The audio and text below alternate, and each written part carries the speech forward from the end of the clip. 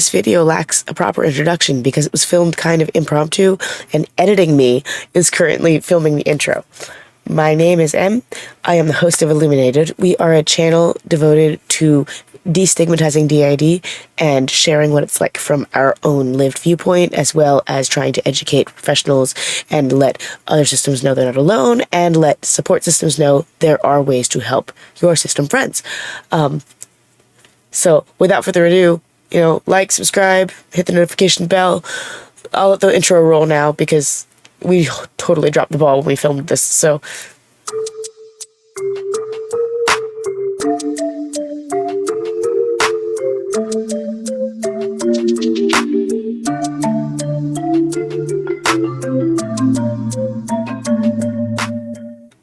My name's Em. I am the host of the IllumināDID system. We are a DID system that works to dispel stigma and educate regarding the disorder from an experiential point of view.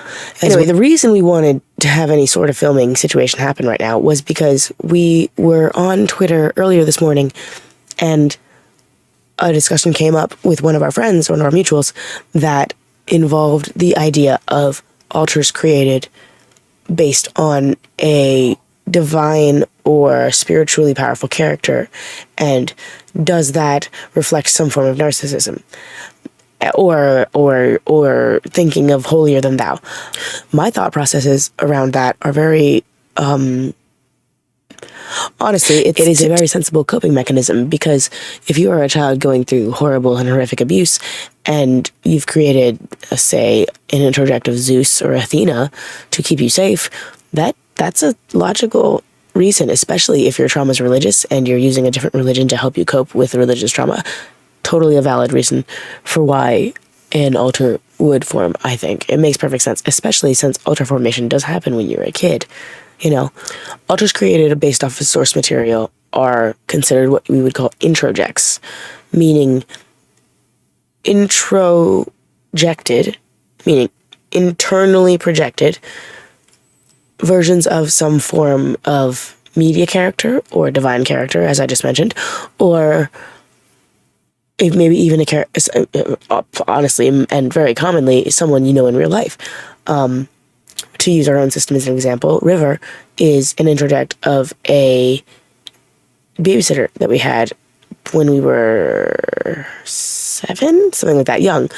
And so she takes on traits of that babysitter. On the divine level, we have Atlas, who is fused from Calliope, Data, and Richter, but Calliope is also a muse. It was also based off of the muse, Calliope. Nimue is based off of Lady of the Lake. Phoenix is based off of the Chinese phoenix, the symbol of rebirth and enlightenment. So there are absolutely aspects of divinity in the influences around the altars that were created in the system. We are also survivors of religious trauma from specifically the Roman Catholic Church. So it also makes sense that these sources came from sources that were not Catholic or Christian. Very interesting. Now we are Christian, not Catholic, but Christian. So those sources are less the concentration and more just where the name comes from. In the same way that somebody named Athena from Greece is named after the Greek goddess Athena, but not necessarily because their parents think they're pagan. They just, Athena's a strong, wise woman, so why not name your daughter after her, right? So we in our system equate altars with divine sources, or sources that seem very from media or from some form of history, to be now just that was the name that you identified with at the time. We also have this interesting thing in our system where we've noticed that our altars just formed their names organically. The only time we have chosen names for altars is when 6, 9, 23, Omega, Delta, Delta's still, we're working with them still, but when they didn't have a human name, when they were just a number, that is when we would pick a name, because they were programmed to believe that they didn't deserve the name, so we picked a name that helped them feel less numbery, more human. Basically, a name to humanize as opposed to be dehumanized. That is the only instance that the system ever picks a name. Otherwise, we've noticed that the brain just kind of comes with the It just happens. I don't know how to explain it. The name is already part of the situation. So that is something that's very interesting to us in the sense of the creation of a system. Hi there, my name's Reese. I am the PTSD manager and emotional protector in the il-LOO-mih-nay-did system, but we were talking about how alters form, and I think that directly links to alters with accents as well.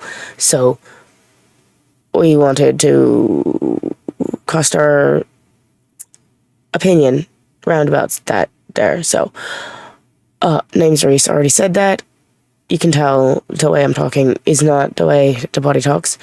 When we refer to accented alters in this system, we are talking about alters that speak with a cadence or a mannerism that is very different from the location or native tongue that the host generally uses. So, for instance, if you are a person in a system and your system is in Ireland, there's a huge chance that I don't sound anything like an accent to you, or there's a huge chance I sound like not Irish at all. Again, very valid. All of these are valid. But if you're an Irish person with Irish alters, then they're not accented. They just sound like you, right? We are raised American, so our primary accent is American, of sorts, with a bit of German mixed in because we learned too many languages when we were young. So when you hear too many languages young, your accents and your vernacular gets a bit barmy. Anyway, the reason that accented alters, I think, even exist is because we came about when there was someone around about us that sounded similar to it. For me, I suspect it was the Irish priest that we grew up around. He was a good priest. He wasn't a perpetrator or nothing like that. He was a good man. He's a good man. So, and he's doing good things now with life, but I won't go into detail because the internet is sleuthy and smart and they could figure out who he is, I think, so I don't want to do that.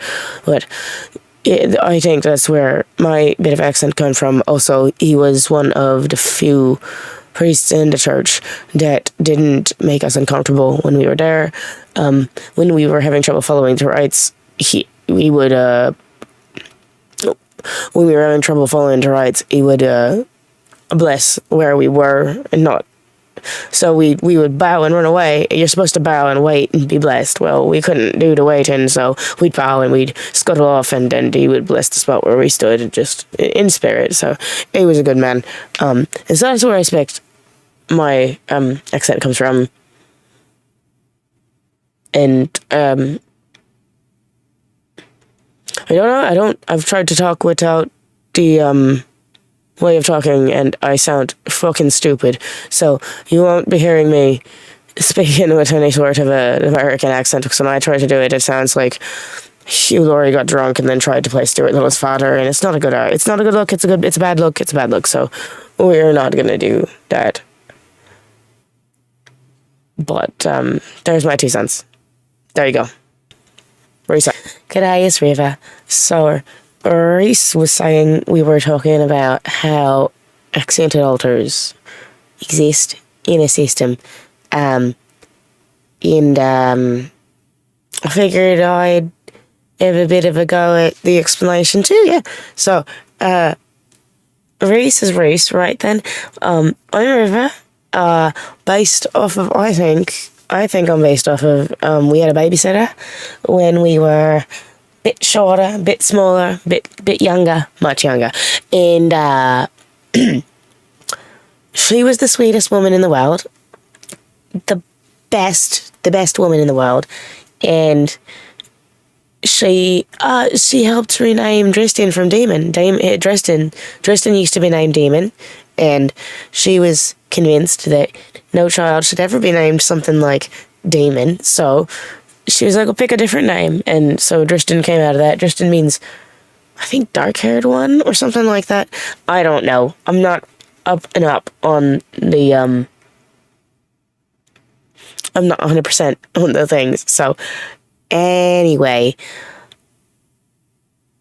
it's interesting because I used to be the social front, right? We're going out when we're going to the garden store, or we're going out and doing stuff socially. It's I like being around people. I like being out in the daylight. We're currently sitting in a closet recording in the dark because I have system members that don't want to do things other than sit in the dark and be vampires. It's not their fault. So I've been around probably since the body was about 7. The entire purpose of my existence is to get on with others. I'm good at masking. I generally mask. I don't usually sit here with my accent out all the time. There are times where it happens because I can't put it away, and if I'm stressed, it's just going to be out and blimey and core. And what you're going to hear is the way I talk. So, Reese and I are alright with each other. We don't say we're 9 twins, but he's cool. He's a bit sadder than I think I wouldn't call myself as much of a wallower as Reese is, but Reese is still a good lad. He's a cool kid, cool dude, nice bloke. I don't know. It's been a bit. This isn't an update. This is just us talking about how what I guess the difference is, and then just kind of to give you a bit of an insight to it. But I don't know if this was any insight or if this is just me babbling, because I sort of jumped in and I didn't even have a plan or anything. They were started talking, so I just joined in the party. So, and I can hear M coming back. So anyway, that's what that is. Have a good day. I'll be back. I'll probably do a video properly. Fully fronted, grounded in the body, not just haphazardly stuck here with my torso out the door and my legs are still inside, right? So, yeah, we're gonna, you'll see me again on the channel, same way you'll probably see Reese on the channel, but, we're out. Have a good day. Bye. Hey there, it's Em. I was editing the video and realized that it has been an entire hot mess, but I got the point across of kind of how each of us think we're formed. It is interesting. It is fascinating to me, to be honest, and I'm allowed to say that. It is my system. We're allowed to be fascinated by ourselves, okay? It's healing. It's part of growth. But this was just an insight. I'm not 100% certain if there was a goal here or if it was just to sort of let you hear our brain spew and our brain thought processes. This is kind of how we heal. We talk to ourselves. We talk to the camera. So, yeah, thank you for watching. If you stuck all the way through, like, subscribe, hit the notification bell, all that good stuff. We'd like to, see you back. Always, as always, you're more than welcome to drop questions and we'll answer as usual. Yeah. So anyway, see you soon. Talk to you later. Bye.